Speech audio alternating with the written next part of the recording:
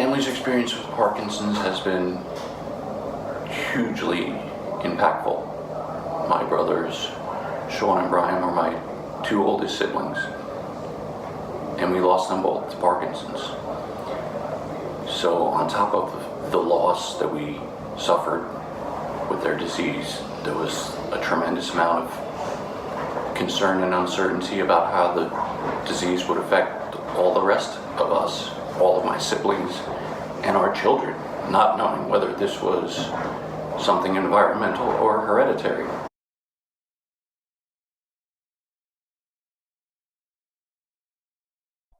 Parkinson's disease, which is sometimes called Parkinson disease, Parkinson's, or just PD, is a movement disorder where the dopamine-producing neurons in the substantia nigra of the brain undergo degeneration. Parkinson's is one of the most common neurological disorders. It's a progressive, adult-onset disease, and it gets more common with age, affecting about 1% of people over 60. Most of the time, there's no known cause, but in a few cases, there might be a genetic cause, like mutations in the PINK1, Parkin, or alpha-synuclein genes. And in rare cases, Parkinsonian symptoms might be caused by MPTP, a toxic impurity that can be found in the recreational drug MPPP, or desmethylprotein, which is a synthetic opioid. In other people, one or more risk factors, rather than a single outright cause, might contribute to Parkinson's. For example, pesticide exposure or DNA variants in genes like LRRK2. No matter what the cause is, Parkinson's derives from the death of dopamine-producing, or dopaminergic, neurons in the substantia nigra. It's the clinical features of Parkinson's. First, there's tremor, which is an involuntary shakiness most noticeable in the hands, characteristically called a pill-rolling tremor, because it looks like someone's rolling a pill between their thumb and index finger. This is a resting tremor, meaning it's present at rest and diminishes with intentional movement. Next, there's rigidity, which refers to stiffness that can appear as cogwheel rigidity, which is when there are a series of catches or stalls as the person's arms or legs are passively moved by someone else. Rigidity is also responsible for the stooped posture and an almost expressionless face that some individuals with Parkinson's might have. Next up, there's bradykinesia, which is slow movement, hypokinesia, which is lessened movement, and akinesia, which is an absence of movement. And all three result from difficulty initiating movements. Examples of this are having the legs freeze up when trying to walk, and also walking with a shuffling gait, or small steps. Finally, a late feature of the disease is postural instability, which causes problems with balance and can lead to falls.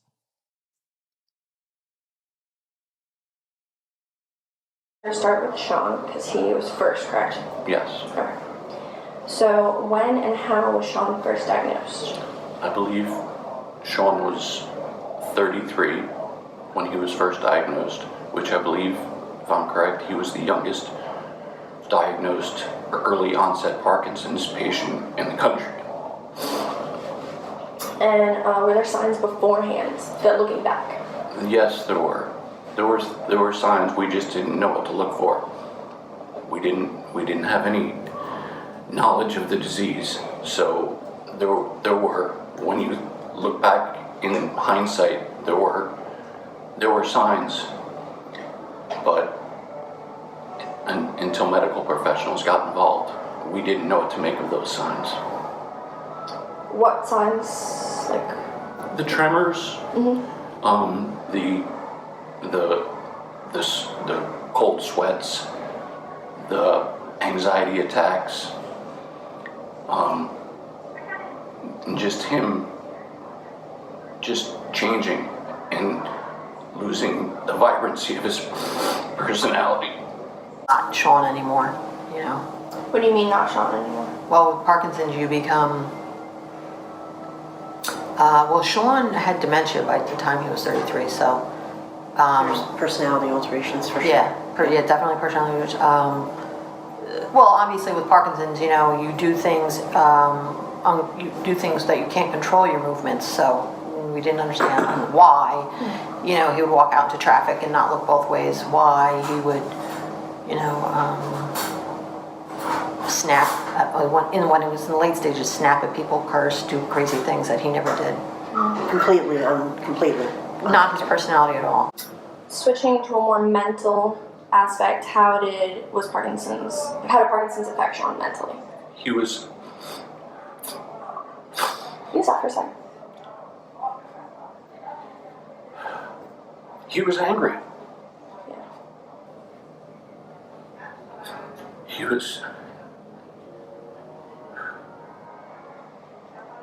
was angry and bitter.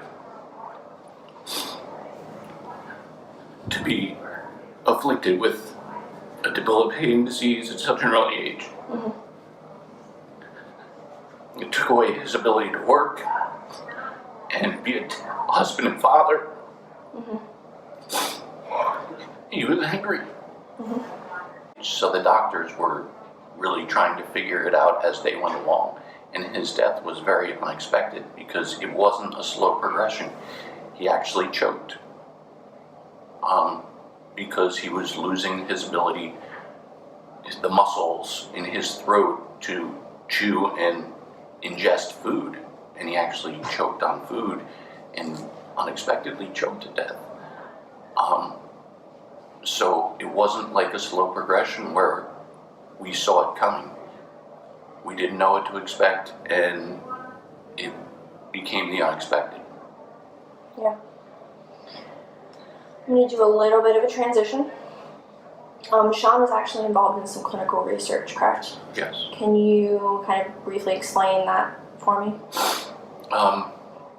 Again, the doctors were trying to figure it out as they went along. So unfortunately, in hindsight, it kind of feels like they were experimenting on him to a certain degree as to how to regulate his medicine and how to use his experience to treat others in the future. We found out after Sean's passing that Brian too was diagnosed, and we all went to London to the World Parkinson's Research Center, and we all got brain scans to see if there was any indication, and Brian was diagnosed then, but he did not tell the rest of the family for some time. So Brian was diagnosed through this research? Yeah, Yeah. How old was he when he was diagnosed? 33. 33? No. Yeah, Yes. 33. Yeah. Yeah. Were there signs beforehand? Was there like, in retrospect? Sure. In retrospect, there were signs, and actually, there were signs. He kept it a secret from his brothers and sisters, probably because he didn't want them to treat him like he was dying. But it was emotionally very hard for him. Parkinson's is very emotionally hard for the patient. They suffer very badly emotionally because he was in there. His brain, he was in there. Not like Sean, who really rapidly went away. Well, and he was literally under the same roof watching Sean die. Yeah. And he knew what was coming. So he knew, like, he was in there, he was listening. Like, some days he would be like, you'd think he's catatonic or something. He's listening the whole time. He was a very funny guy. So you'd be saying something and he's just sitting there, and then all of a sudden he pops up with an answer like, wow, I didn't even know you were listening. So he was all there. He did, in the end, have issues with hallucinations. He was starting to have terrible, I told you this, that he had terrible hallucinations. That's when they put him on, it was Clozaril, and it was really neat. It was not neat, I mean, there was nothing neat about it, but it worked. It went away instantly.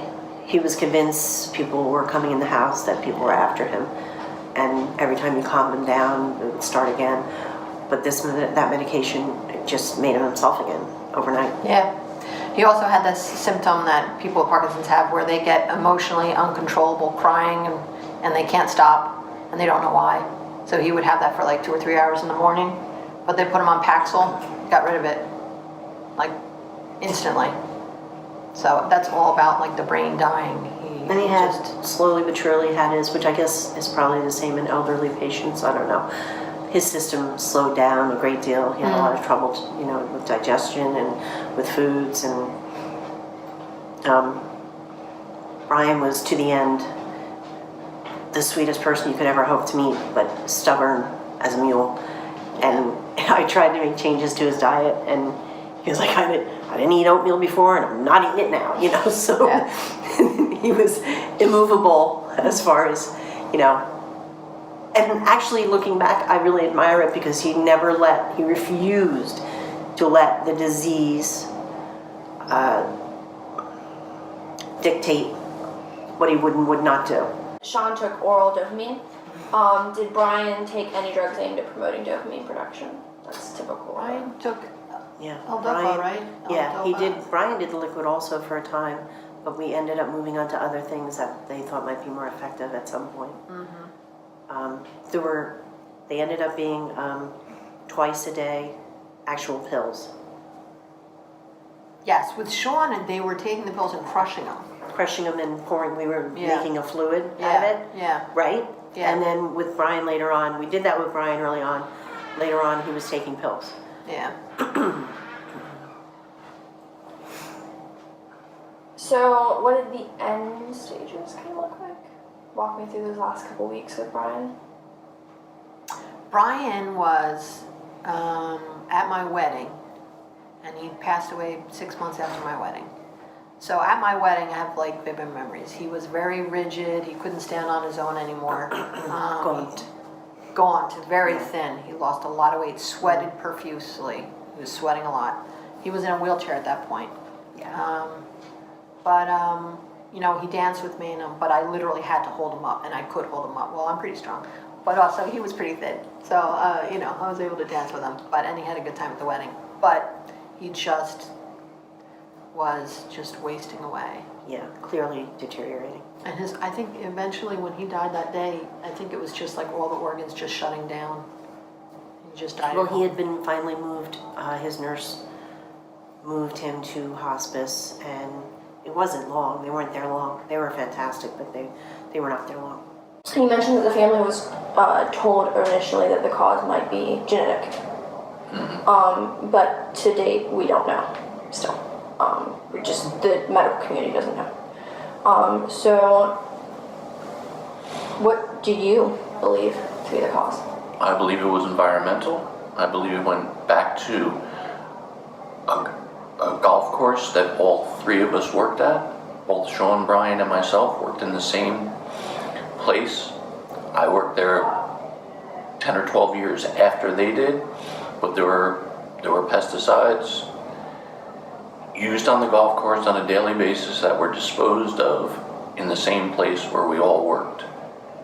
And there has been some research both in Europe and the United States that have shown that those pesticides, which were banned by the time I worked in the same place, had neurological